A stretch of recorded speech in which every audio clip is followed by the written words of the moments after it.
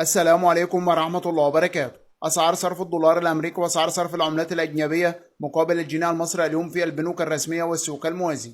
ارتفاع جديد لأسعار الدولار وأسعار العملات الأجنبية في السوق الموازي مقابل الجنيه المصري، وثبات تام لأسعار العملات في البنوك الرسمية. أولا، دينار كويتي الشراء 99 جنيه فاصلة 80، البيع 100 جنيه فاصلة 25.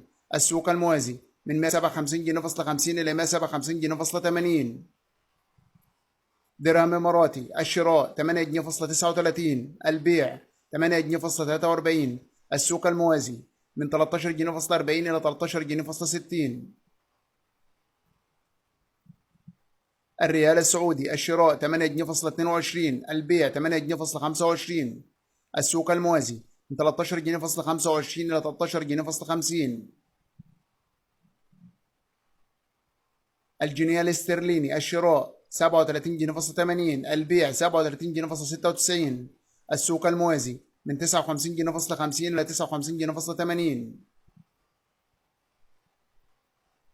اليورو الشراء 32 جنيه فاصلة 95، البيع 33 جنيه فاصلة 10. السوق الموازي من 53 جنيه إلى 53 جنيه فاصلة 50.